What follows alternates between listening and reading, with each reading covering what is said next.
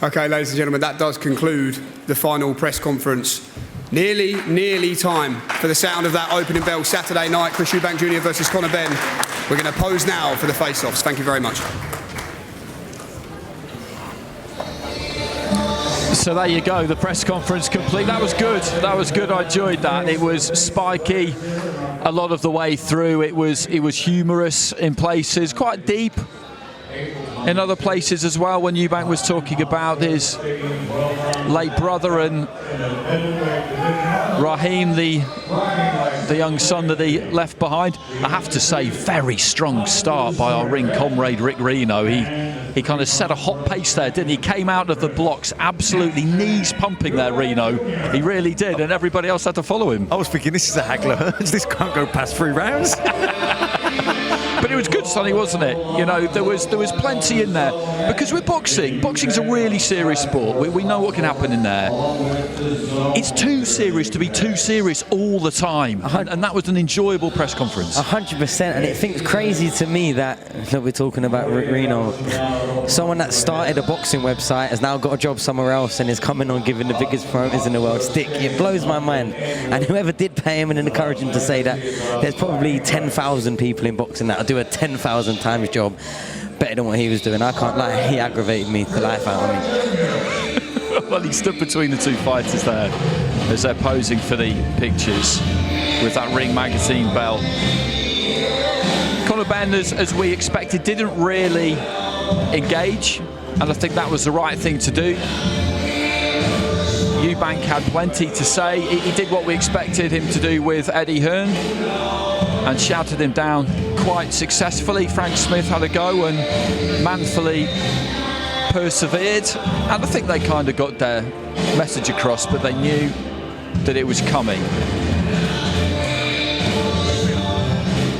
Both of these two just leaning into this, and plenty of security surrounding them. Eddie Hearn just watching on with a smile on his face. I wonder how long this one's going to go for. I don't think either guy there is going to back down first. Well, it's a similar kind of setting actually to Fury Usyk in terms of how congested it is up there, how many people there are around them. And this will go on really as long as they decide that it will, because as we discussed a few times since that Fury Usyk face-off, once it gets past 30-40 seconds, certainly a minute, there's not much you can do. Rick's going to try and break this up now, but good luck with that, because if they don't want to break the gaze, then it's going to be very difficult to make them do it, and people putting hands up and all the rest of it, it doesn't really work. It's going to take somebody to step in front of them, like the security guy is there, and just ease them backwards. That's the way to do it. Just ease them backwards, so bit by bit they get further and further away, and then eventually you're far enough away that gaze is just naturally lost. I think lessons have been learned there by the security guys from Fury Usyk, because it's the same company who deals with it. Otherwise we'll be here all night. Otherwise we would be here all night. Look at the scour on Benn's face.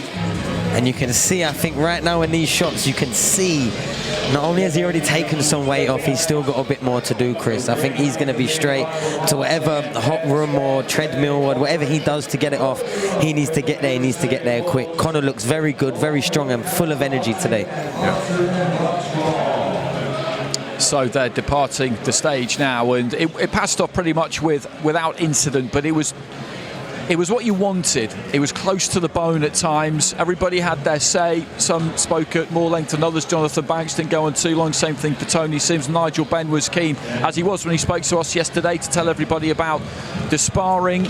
And then we had the kind of more comedy turn between Eubank and Matchroom. But as I said, he gave some interesting answers there, Eubank, when he was asked about pain, and he talked about other things in his life that have caused him pain. And that's how he really signifies the word, and that's kind of true of all of you, really, isn't it? None of you are afraid of physical pain. That's not something that bothers you at all. But one thing he will be afraid of on Saturday will be the pain of defeat and the shame and the humiliation that will come with it in these circumstances, because that is what they're looking at for the loser.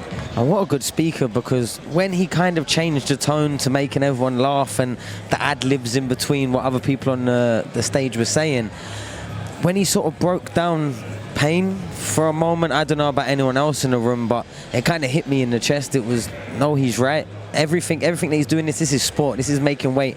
Such things have been made on this when, compared to what he feels like he's been through in his life, none of that means anything. No, it pales into insignificance, doesn't it?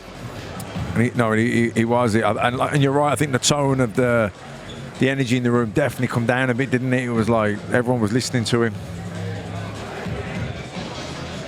So Eubank sticking around to do a few interviews or just one kind of media scrum. I think Conor Benn has made his way out of the building. I think he'll be pleased that this is all over now. He didn't invest any energy in that, really. I wouldn't say that he wasted too much energy. He just said what he wanted to say and left Eubank to it for the most part. But that is a proper stare down. And interesting, I think, that Eubank is just kind of tilting the head and looking down on him there. I wonder if that's kind of a deliberate thing, because he is the taller one of the two, and he's just maybe imposing a slight bit of body language there by doing that.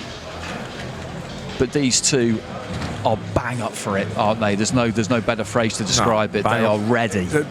In the change rooms on the night, it won't be a case of firing either guy up. It'll be a case of keeping their heads cool, making sure that they don't get overwhelmed, so they don't get too emotional.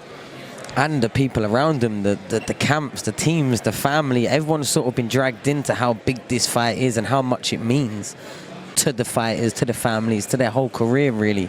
You would think, no matter where they go from here, this will probably be a legacy-defining fight for both of them. It'll probably blow what's to come, maybe potentially, out of the water, because who else could they fight in the future that's going to garner as much attention, as much animosity, as much history that goes into the fight?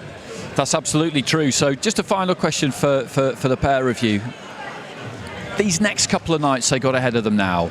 They've got to make weight, of course, and then they've got the rehydration, so they've essentially got to do it twice. They've got to do it tonight, they've got to do it tomorrow night. We expect that that's more comfortable for Ben than it is for Eubank.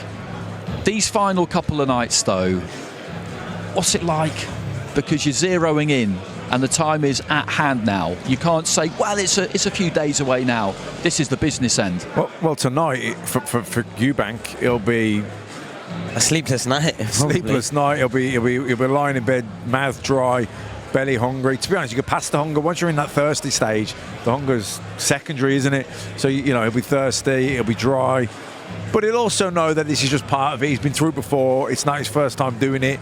And then I think once he's made weight, I don't know about you, son. Once I've made weight, I don't even think about the fight. It's like the party starts. It's like fireworks go straight up. It's like just eating and being able... Do you know when you're that close and then you've made weight and you've got to wait for the hours to roll by, and you're sat there deeply thinking about all the times you didn't drink a bottle of water in the last 3 months? It's crazy, the mindset that making weight puts you in, and then as soon as you get off the scales, it's kind of like a relief, for like a freedom almost. And the night before a fight was probably the best night's sleep I've had in 3 or 4 months. The night before the fight, but the night of before the weigh-in, that's usually the worst one you've had in 3-4 months, because the closer and drier you are, you'll think you've fallen asleep and you'll think you've been asleep for hours. You blink up and it's been 40 minutes and you've still got 10 hours on waiting for the morning to come round, and it can be hell depending on how tight it is. And I think what we know about Chris Eubank, his size, this is probably going to be a very rough fight. And any demons you've got, or any fears or thoughts, negative thoughts that you've got, you're lying in bed, you can't really sleep, you're thirsty, you're hungry, all that, and you're going over the fight in your mind. Like I say, the night before the fight, you've weighed in, you're feeding up, sleep like a baby. That's so interesting to hear. It really is. Well, that's from two former fighters there telling you exactly what these two are looking at for the next couple of days, as they just count down the minutes until they'll be ring walking outside out the back of this room in Tottenham Hotspur Stadium. We've been seeing the transformation on the pitch during the course of the afternoon. They're getting everything ready here.